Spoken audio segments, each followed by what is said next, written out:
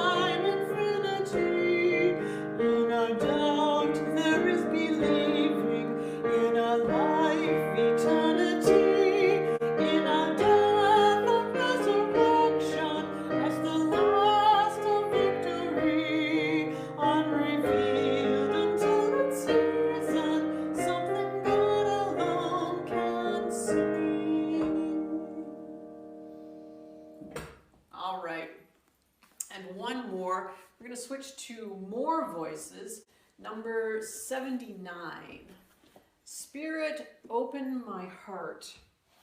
And this goes well with our meditation moment today. Spirit, open my heart.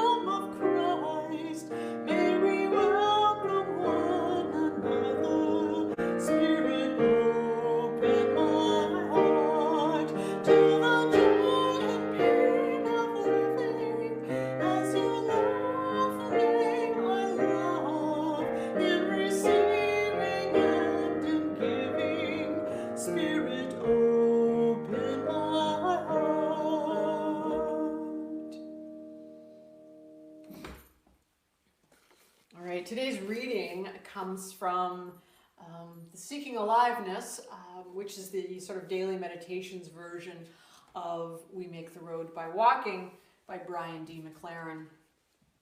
And this week it is Why We Worry, Why We Judge. And a key verse to focus on comes from Matthew chapter 7, verse 7 to 8. Ask and it will be given you. Search and you will find. Knock and the door will be open for you. For everyone who asks receives, and everyone who searches finds, and for everyone who knocks, the door will be opened. The problem of anxiety. Wise parents soon learn what makes their kids cranky. Not getting enough sleep, too much sugar, being hungry, not getting time alone, too much time alone, lack of stimulation, too much stimulation. Have you ever wondered what makes grown-ups cranky? In the section of Jesus' core teaching, he strips away layer after layer until he exposes 3 core problems that turn us into dismal grouches and keep us from enjoying life to the full. Our first core problem is anxiety. And I'm sure, as a side note, we've all felt a lot of anxiety this past year. Driven by anxiety, we act out scripts of destruction and cruelty rather than life and creativity. We worry about things beyond our control, and in so doing, we often miss things within our control. For example, you may fear losing someone you love. As a result, driven by your anxiety, you grasp, cling, and smother. In that way, you drive away the person you love. Do you catch the irony? If you're anxious about your life, you won't enjoy or experience your life. You'll only experience your anxiety. So to be alive is to be on guard against anxiety. Jesus names some of the things we tend to be anxious about. First, we obsess about our bodies. Are we too fat or thin, too tall or short, too young or old? And how's our hair? When we obsess about our food or our drink and our clothing. Are we eating at the best restaurants, drinking the finest wines, wearing the most enviable styles? Our anxieties show us how little we trust God. God must be either so incompetent or uncaring that we might end up miserable or starving or naked or dead. So we worry and worry, as if anxiety will somehow make us taller, thinner, better looking, better dressed, or more healthy. Not only are our anxieties ridiculous and counterproductive, Jesus explains they're also unnecessary. He points to the flowers that surround his hearers on the hillside. See how beautiful they are? That he gestures to the flock of birds flying across the sky above them. See how alive and free they are? God knows what they need, Jesus says. God cares for them. God sustains them through the natural order of things, and God does the same for us. But we are too anxious to appreciate it.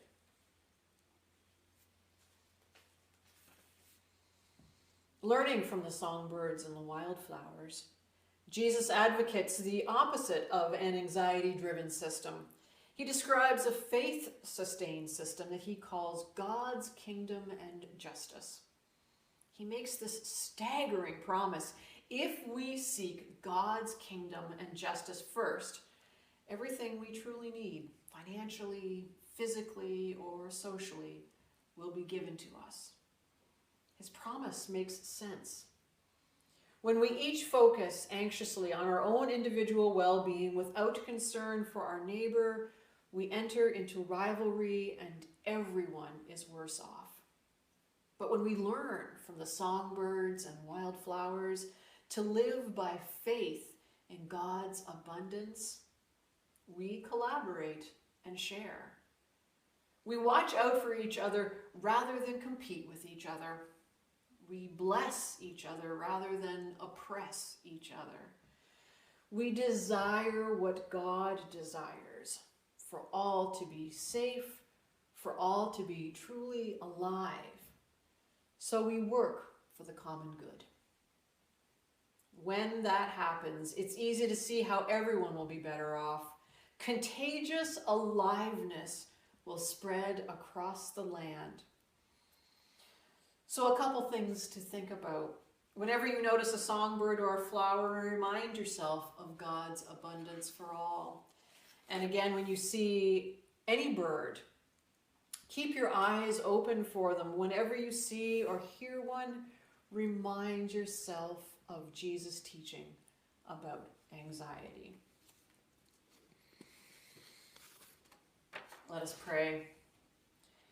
Gracious God, we have hurt others and we have been hurt. We have presumed upon others and we have been presumed upon. We have taken others for granted and we have been taken for granted. We have dishonored others and we have been dishonored. As we receive your forgiveness for our wrongs, we extend forgiveness to others who have wronged us. Have mercy upon us all. Amen. Supplies today for our pre-Easter, well, I'm going to say pre-Easter art because Easter's still a number of weeks away yet, but this week was the only week that we could get to the Easter art. As next week will be Palm Sunday, and then the week after that, because we will be in Holy Week, I like to keep our Good Friday theme happening actually in Holy Week. So we're doing Easter today. So consider it pre-Easter, or consider it perhaps spring is happening. The official start of spring happens on Saturday this week. Woo! So maybe it's an ode to spring as well. What we will need, we're back to watercolor. So we will, if you've got a 9x12 piece of watercolor paper at home, that's ideally no less than 140 pound, then cut it in two. So you've got two 9x6 pieces.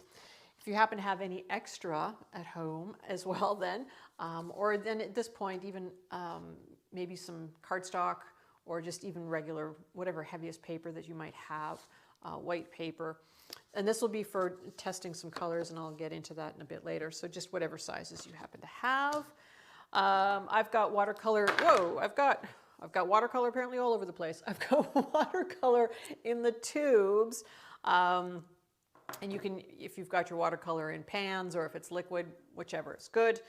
You will need a palette, of course, for your watercolor, or if you don't have a palette with wells, even a ceramic plate works really well, or like an enamel, a white enameled, small enameled baking tray works really well as well to go ahead and mix your colors. Some jars of water, ideally one for really dirty, one for less dirty. I've stopped calling it dirty and clean. I mean, it's just more dirty, less dirty. Pencil and eraser. And paint brushes. My standard number 8 round, but if you've got a larger round, that's fine too. And then some sort of wash brush would be helpful. And if you wanted a little, a smaller detailed round brush, that's also fine too. But really, I mean, at the end of the day, even if you have just this, or even if you have just your number 8 round, that's fine. Oh yes, and of course your paper towel or rags. Did I cover it all? No, green painter's tape. Green painter's tape. So I think that is it for our necessities. Oh, and of course a surface to be working on. So I've just got a standard, dollar store clipboard here that I'm going to be taping my paper down to so that I can rotate the piece as opposed to having to, wrench the hand around. So that's sort of something to think about as well. All right, so we're going to get to our negative space watercolor painting today. All right, let's go. Here are my finished pieces for negative space watercolor painting. And this is going to take a little bit of a mind bend. Woo! See? Yeah, right there. That's exactly it. Because normally when we paint and when we draw and when we color, right, we do an outline and then we color the inside. And when we do our outlines today, what we're doing is we're coloring not on the inside of that object, but around the outside of that object. So around the outside of any one object is called the negative space. The positive space would be the space inside, say, this flower. That would be the positive space. The negative space would be the space all around the flower. And in this case, the positive space would be on the inside of the butterflies.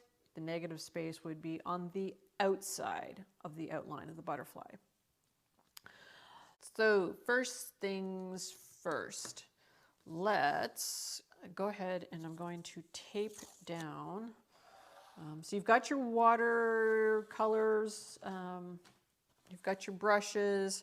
So brushes and paint and water, if you were a right-hander, I should say, on the dominant side, your dominant side, keep your paint and your brushes and your rags on your dominant side. So you're never crossing over again. Just a few little refresher things because it's been a while since we've done much watercolor. We did a lot of it during Advent and then got on to other things, and so I'm just going to quickly tape this down to my clipboard. And again, I'm just clipping it to this board.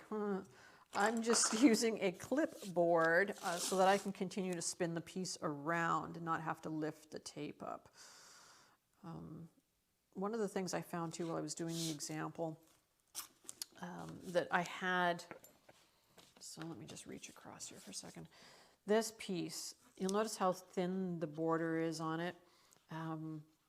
Yeah, note to the wise that that was actually too thin for good use as far as keeping the tape down.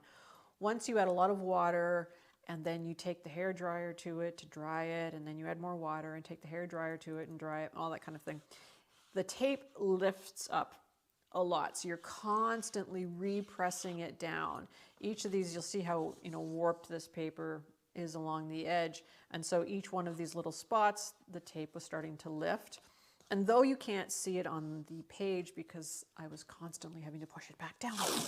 So I would say that that's why I'm making this, I'm going back to a little bit wider taping on this piece, much like I used to. But I think a lot of it had to do not just with the water, but also then with the heat from the hairdryer. So just keep that in mind.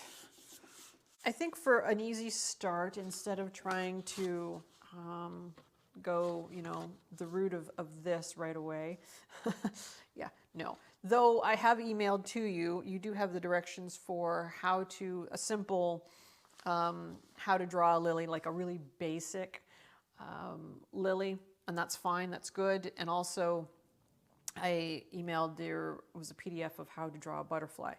And as my butterflies, you will notice if you take a good look closely at them, I don't think that any of these would fly. These are not aerodynamic looking butterflies.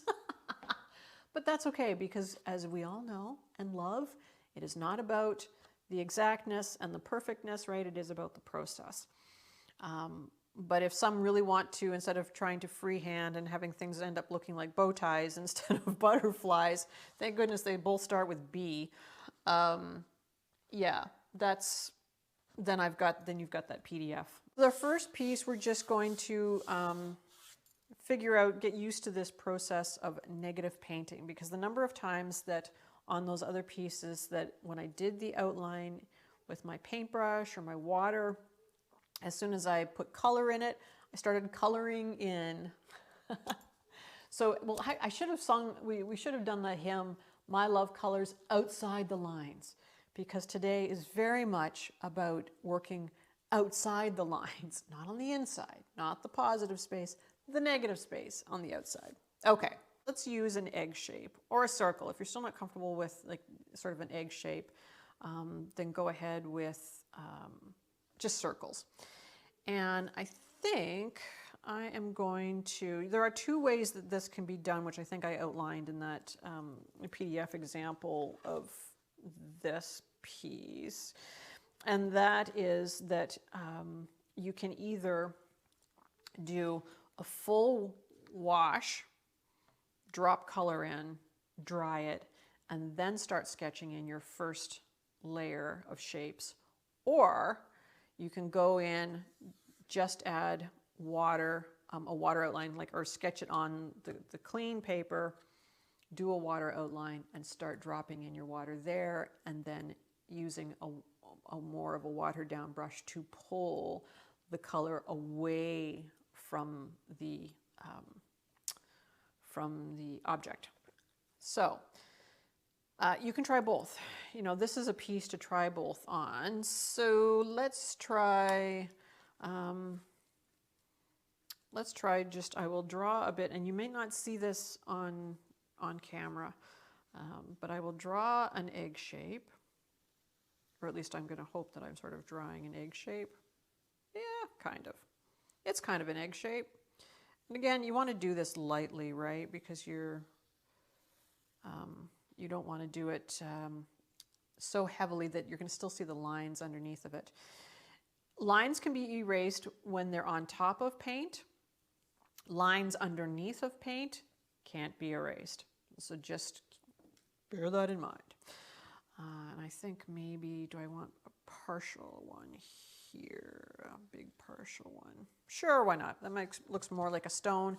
And if you want to turn these into stones too, you know, that could be an interesting resurrection Easter piece as well. That, you know, it's part of the stones that are now have been moved away. And if you want to add words and things to it later as well, that's also possible.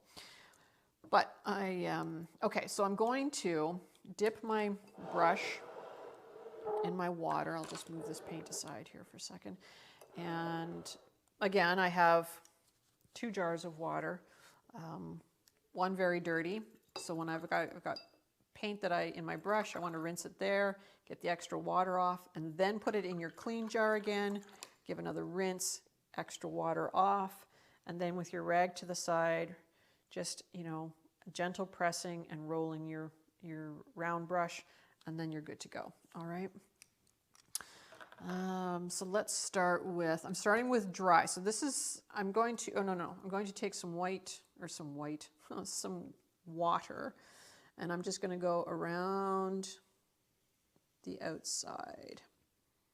I'm just drawing around, and again, this is why I've got this on a clipboard so that I can go around.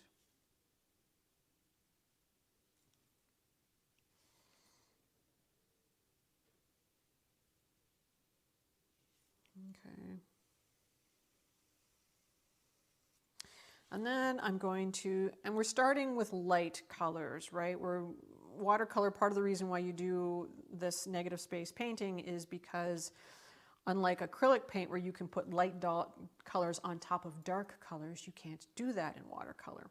So we start with our light colors.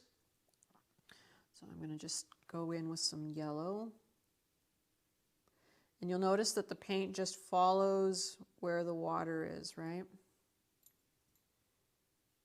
Whoop, watch it go right around there. And then this side obviously is not nearly as wet any longer, and I'll show you what happens.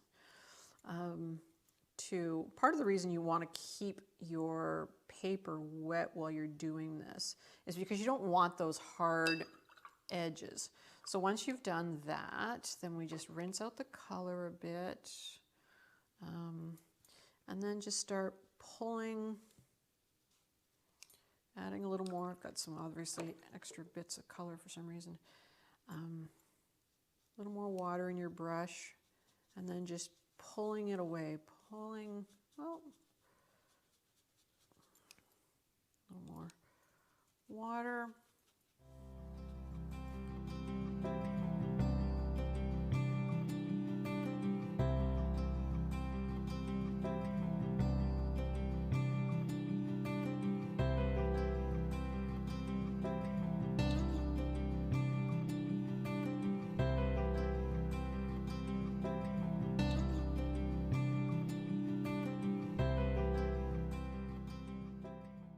This is about values. So one of the things that they talk about when you're dealing with negative space painting is the value. So you could decide on 3 colors only. And it's just the value, right? So here I've got a very light value starting, right? And then just pull the color away.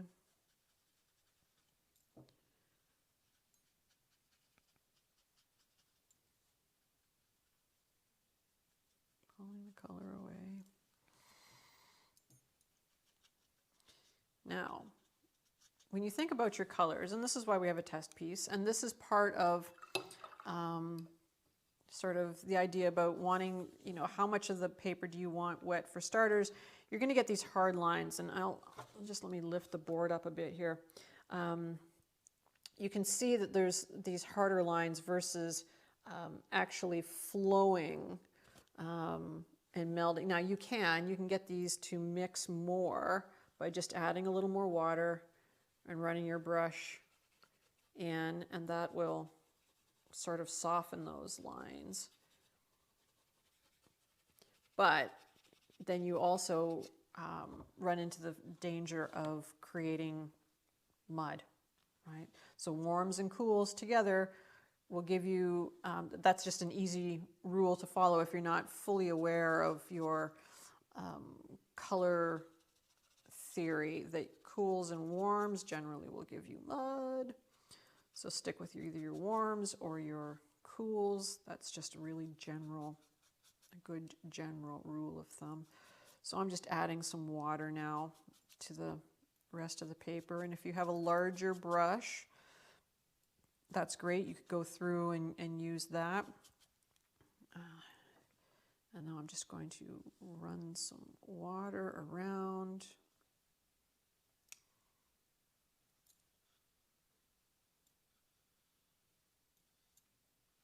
So I was saying, sorry, about the three colors earlier, that if you use just 3 colors, then each layer will become a little bit darker, and that's when they talk about, if you hear people refer to the value, they're talking about the intensity of that color.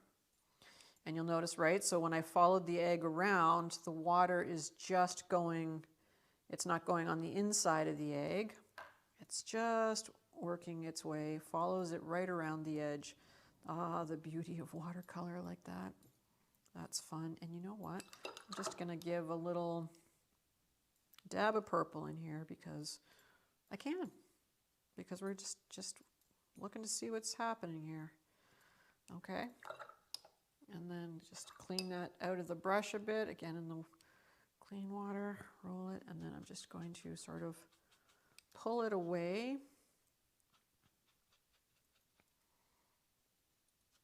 Pull it away, and this just helps give that, pull it away into the rest of the paper, helps to fuse into nothingness, gives that great, beautiful, gradiated coloring. And if some places are a little bit darker, that's okay, right? This is that time of experimentation.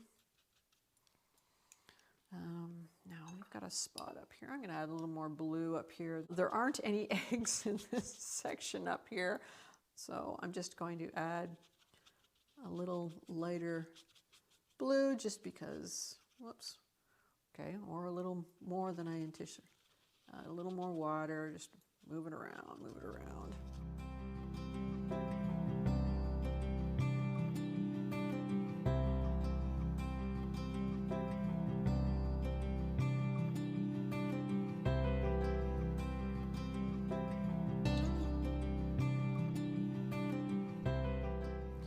So let's call that layer 1, shall we? Now, the next thing you want to do is you want to take a hairdryer to it. Next layer then would be, and you could do this once this is perfectly dry.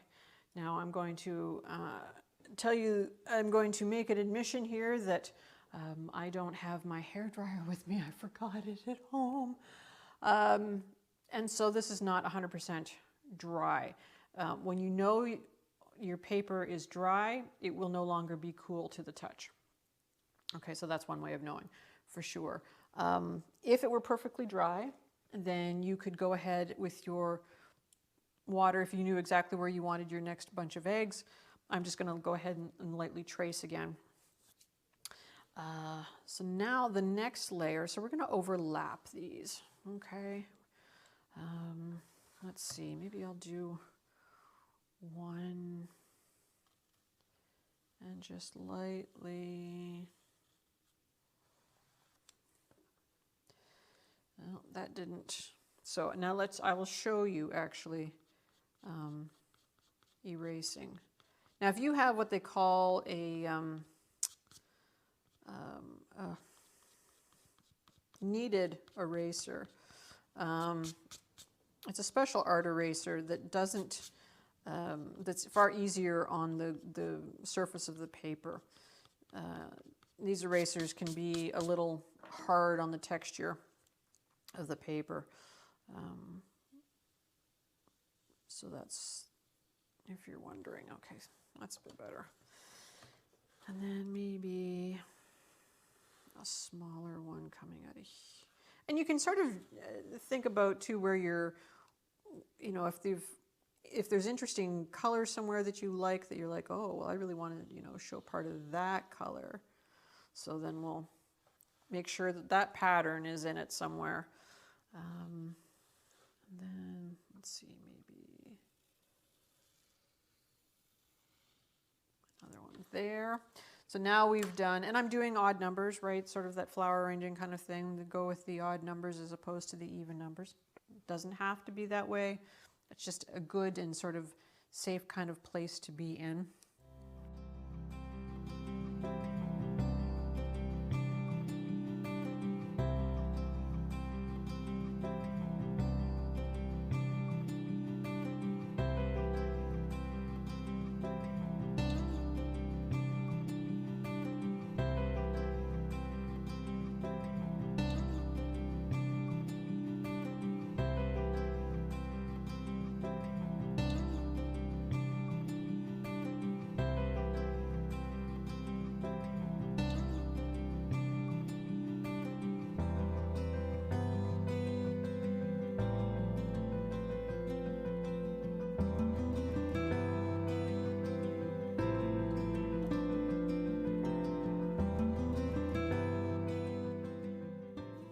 Because the paper wasn't wet,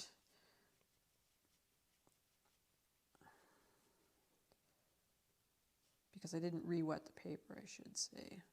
Got that hard line that we just have to add a little more water to and work out that hard line. And the thing about working these things out, though, it's possible to do, right, just by sort of going in small circles back and forth.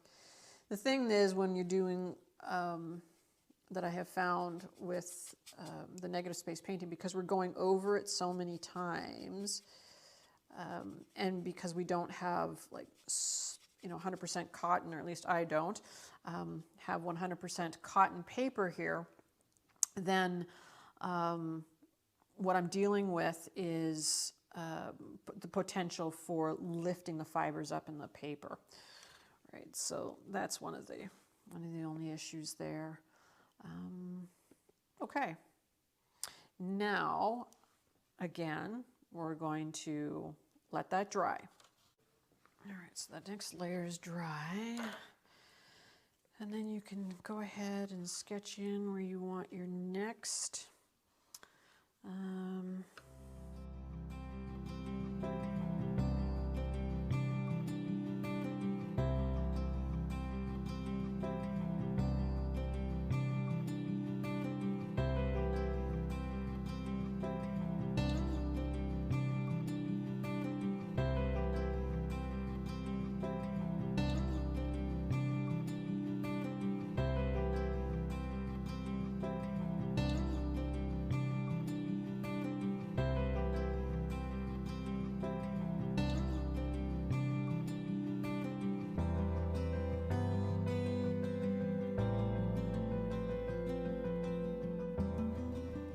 Decide what color palette you want, and then use this sheet, right, to lay down some lighter values, and then have them dry, and then add other colors on top of them to see what happens, right? And mix it in a bit, let them dry, do the same. So you could have like 3 or 4 columns with some different colors to see what's going to happen, so that you won't be completely surprised, and unless you just want to go with it and see how it goes.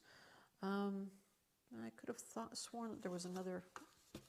I have a ring of eggs happening here. All right. Well, let's fix that, shall we? We definitely need another, some more happening. And that, you know what, I'm just going to, let's see. It's pretty wet in there, but I'll just lightly go around and do some purple.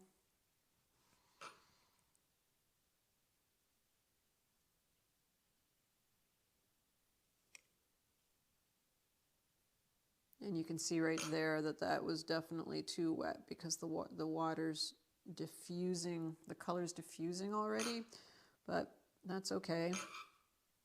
We'll work with it, because that's what we do, right? That is what we do. We work with these things. We just see what happens, work with it, and then just bring it down. And if you really don't like how it's diffusing, right, take the color out of your brush.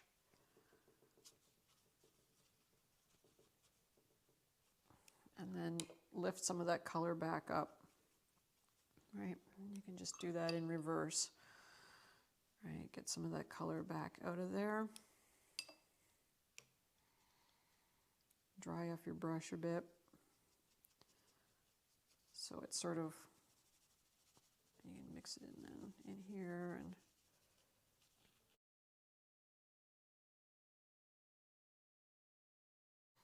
okay. Then we dry. All right, so we'll go again lightly here.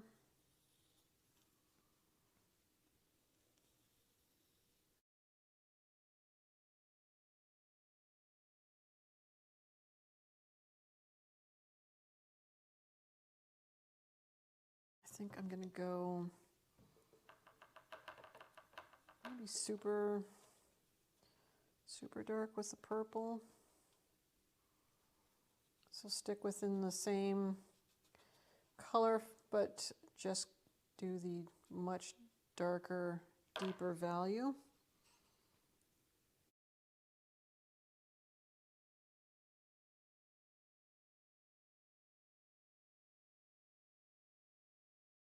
I like that deep dark purple, and I think at this point that's a good ending right there for those. So.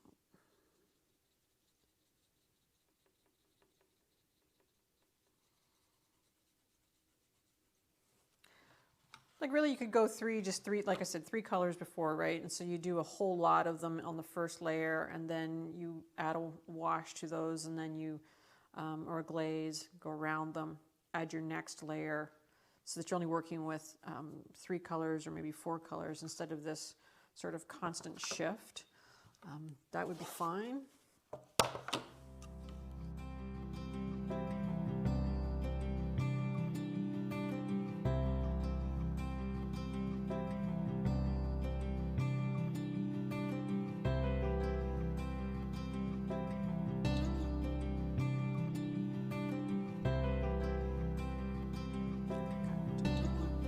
I do like that blue in there. So I'm going to get cheeky.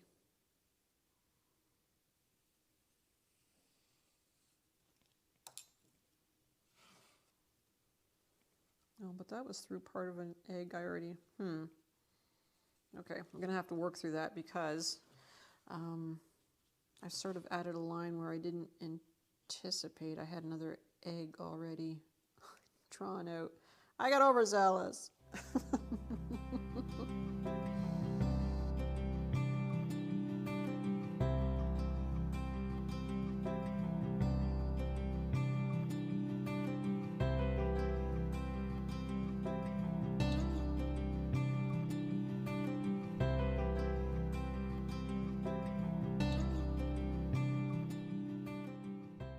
Now I was going to originally, in my mind, as I was doing this, I was going to shift to the blue, but it's okay. I could add some darker blue. Oh, was that all off camera? Sorry about that. No, this is part of a boo-boo line there, so we'll just deal with that. And you know what? Yeah, let's see what happens if I do shift to the blue. What do we think? Try it? Why not?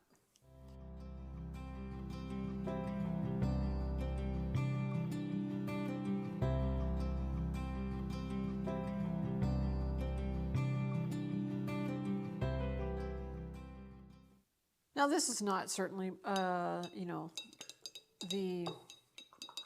the best effort, but it gives you an idea anyway, right? This is a good experiment in how to go about this process.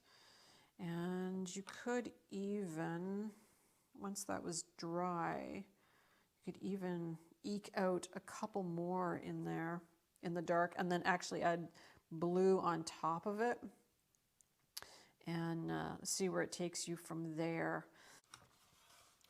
So you sort of take a look and say, well, what sections, you know, aren't working for me? Because remember, this was just a test piece, right? And so this section in here isn't quite working for me. There's not enough of a differentiation between this layer and this layer. These definitions work great for me. So just like I say, this is about the learning process. And actually, though this was a little awkward with the way that the watercolor has moved and it's sort of created that hard edge, it has created a very interesting sort of shadow effect, which is, like I said, it's interesting.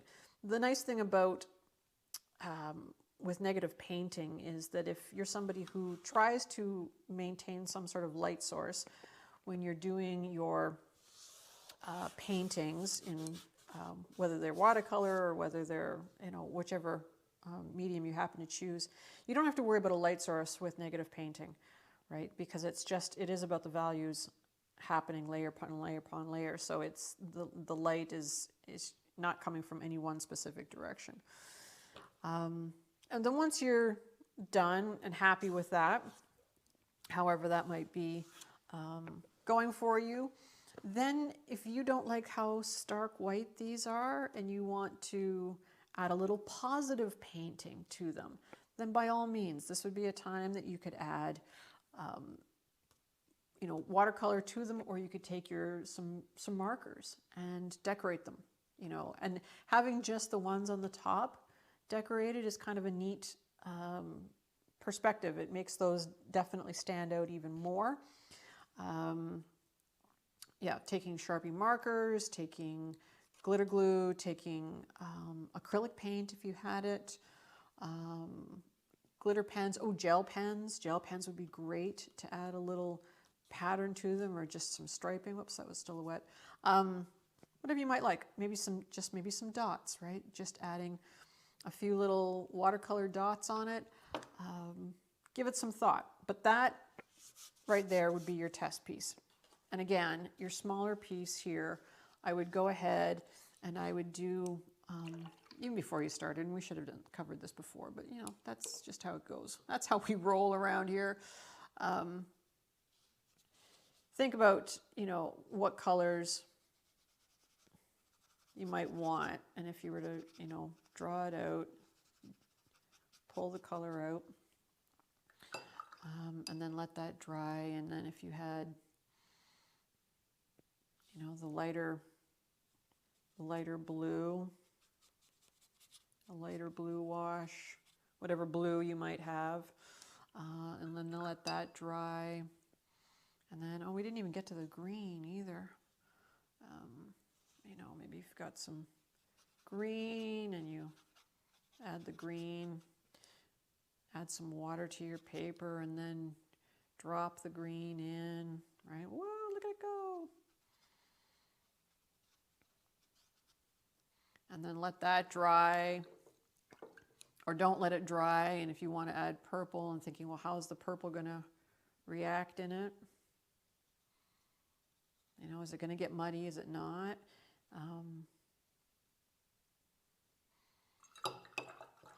Remember too with watercolor, I mean, it's been a while, so you may have sort of forgotten some of the things, that even if you wanted to add texture between your layers, you could. So taking wax paper, ripping it into smaller pieces and laying it in the wet paint, and then drying it. The saran wrap, right? Scrunching up the saran wrap in it. Those sorts of things are great.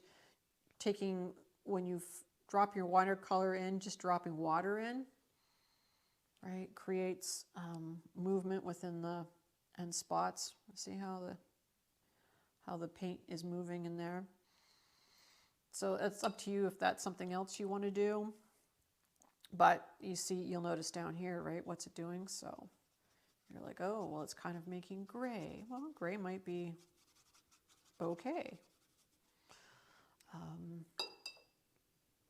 You know, and then once those things are dry, then say, okay, well, if I were to add another color on top of it, or just a darker blue, you know, what's it going to do?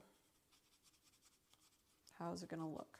Right, so this is the trial piece for your various, and again, make sure that each layer, it is imperative that each layer that you do is dry first.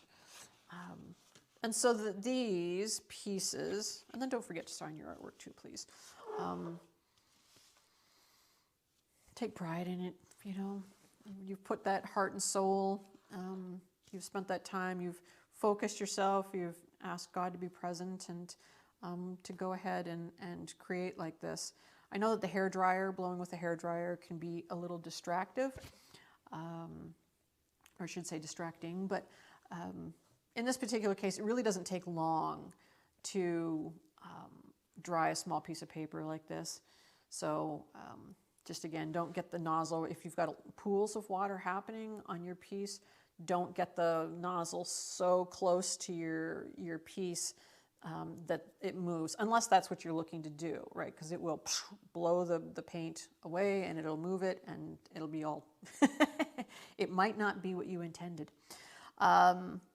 So in the instructions that I sent out, right, I started with this and this and this, sketching them out lightly, and then doing a wash of light color, so much so that these are actually really do look white, and then sketching the petals here and another bud here, and adding more color around it. The next layer of color then, once it was dry, I sketched out the cross and then painted the green, that lighter green, over top of everything else. And then I just used with water in most cases, just went ahead and sort of created those blades or those palm fronds sticking out and went around them in the negative space with the dark green. And then after the fact went through with a silver pen and just added some definition within the petals. So again, positive painting in this case. Just added a little center color and the stamens, etc. Right? And with the butterflies, these were really white, much like with the eggs that we were just doing. I felt that they were too white and they really needed something.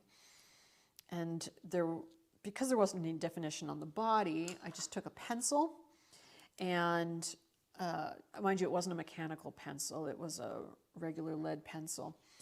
And I wanted to use it on the side, right, for a little bit of shading along the side, which would create the illusion, if I added shading right sort of through here, it would create the illusion that there was a body there.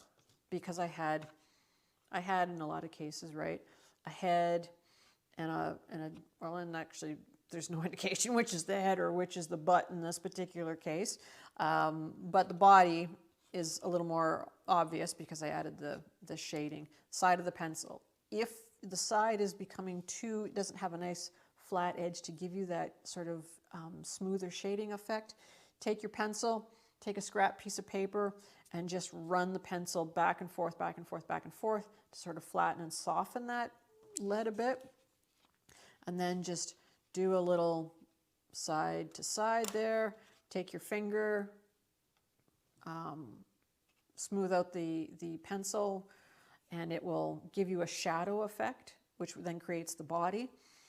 And then I wasn't still happy with it. I could have left it at that, but then I got carried away with the gold pen paint, that acrylic paint writing pen kind of thing that I had, that I was using on the pies last week. And yeah, it was just fun. And then I added a little extra color in the positive painting again inside those larger butterflies that just were a little too stark. But there we are. So, oh, let me just bring those back again. Let me do a big finale. Woo! So have fun with it. Decide what you want to do. The eggs is just, like I said, a simple pattern to get used to the initial, how do I go ahead and do this negative space painting? And then you can use your second piece of the 9x6 and decide, again, it doesn't have to go portrait, right? It could be landscape. And then decide what you're going to do. Tape it down, and away you go. Enjoy. That's it's a lot of fun once you get your brain wrapped around it. So forgive yourself if you start by accident by painting inside the lines. Remember, there is a way to, you don't have to just dab the wet paint out. If you take your brush, right, and have a little bit of water in your brush, and if you then add it to the boo-boo paint, the fresh boo-boo paint, it will sort of soak up the fresh boo-boo paint. You can then rinse your brush out, dry it off a bit, and then take it through that paint again, that boo-boo paint, and you can remove. And if you roll your brush a bit in that wet paint, that will also help to sort of lift the boo-boo out, and then you're good to go. All right? So don't berate yourself if you start painting inside the lines. It happens. And like you saw with the other egg, I missed some of the pencil lines. Well, we just go with it from there, right? Okay. As we recenter ourselves, let us in stillness hold our hearts open to God. And when thoughts and worries or anxieties come, let us release them and return to restful openness, enjoying the companionship of God, and who is closer to us than we are to ourselves. We trust that in the quietness and surrender, as we breathe out trust and breathe in grace, the deepest part of us will find our home more deeply in the gracious heart of God. And as we heard in the anxiety reading earlier, our anxieties show us how little we trust in God sometimes. So we're going to breathe in the grace of God, and we are going to breathe out our trust in God. So feet flat on the floor as much as you can, and your back upright so that we can get a good deep breath. And on our breathing in, we're going to breathe in the grace of God. And on our way out, breathing out our trust in God. And breathing in the grace of God. And breathing out our trust in God. And breathing in the grace of God. And on the way out, breathing our trust in God. And together we say, Creator God, quiet my mind before it passes judgment on this prayer, my gift of time to you. Amen. Enjoy your time and a little of it pre-Easter art, and again, play some quiet music. Enjoy that calming and hopefully less anxiety-filled week. And next week, I'll see you for our time reflecting on Palm Sunday already, if you can believe it. So have a beautiful week, and I'll see you next time.